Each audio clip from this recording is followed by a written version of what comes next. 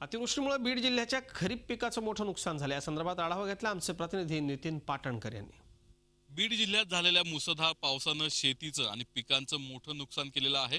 पाटोदा तालुक्यातल्या बांगरवाडी या गावातील शेतामध्ये आपण आहोत आणि या ठिकाणी पावसाच्या पाण्यानं शेताची ही उभी पिकं कशी झोपलेली आहेत, पिकांचं कसं नुकसान झालेलं आहे आपण ते पाहू शकतो। पावसाच्या पाण्यानं किंवा जोरदार पावसामुळे इथले पाझर तलाव फुटले आणि त्या पाण्याच्या प्रवाहात उभी पिकं जी आहेत ती झोपलेली आहेत, त्यांचं नुकसान झालेलं आहे। फक्त पिकांचं नुकसान झालेलं नाहीये तर यातील काही शेतकऱ्यांच्या विहिरी बुजल्या गेलेल्या आहेत। शेतांमध्ये मोठ्या प्रमाणात वाळू, दगड आणि माती आलेली आहे, ती काढण्यासाठी शेतकऱ्यांना आता परत वेगळा खर्च करावा लागणार आहे।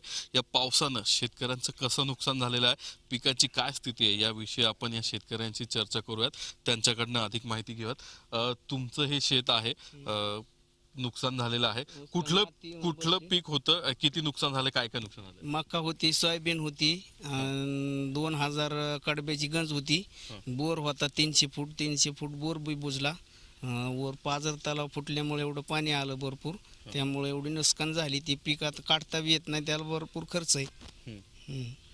किती पाऊस झाला तुमचा, कधी पाऊस झालेला आहे? पाऊस ह्याच्या अगोदर कधी एवढा झालाच नाही, इतका पाऊस झाला 20 वर्षाच्या नंतर एवढा पाऊस झालाय। हा, भरपूर पाऊस झालाय, इतक्या ह्याच्या अगोदर कधीच पाऊस झाला नाही एवढा। अजूनही काही शेतकरी आहेत, त्यांचं काय नुकसान झालेलं आहे, आपण त्यांच्याकडनं जाणून घेऊयात।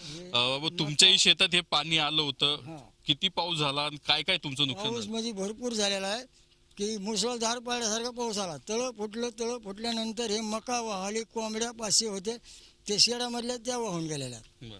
एवढी नुकसान आमची झालेली, मिरच्या फिरच्या खाला झाल्या इथल्या। ओके, आणखी कुठली पिके होती तुमची? आमची सोयाबीन इकडे नाही धक्का लागला, पण ते गेल्याच आमचं पाणी त्या। पाटोदा तालुक्यातल्या या बांगरवाडीचीच ही कथा नाहीये किंवा व्यथा नाहीये, तर संपूर्ण पाटोदा तालुका, संपूर्ण बीड जिल्हा आणि जवळपास मराठवाड्यातल्या अनेक गावांमध्ये सध्या असंच चित्र आहे।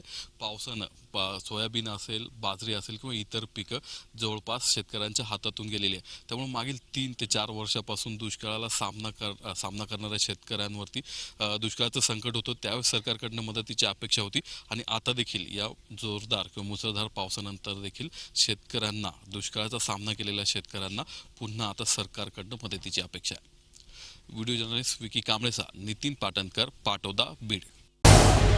झी 24 तास रहा एक पाऊल पुढे।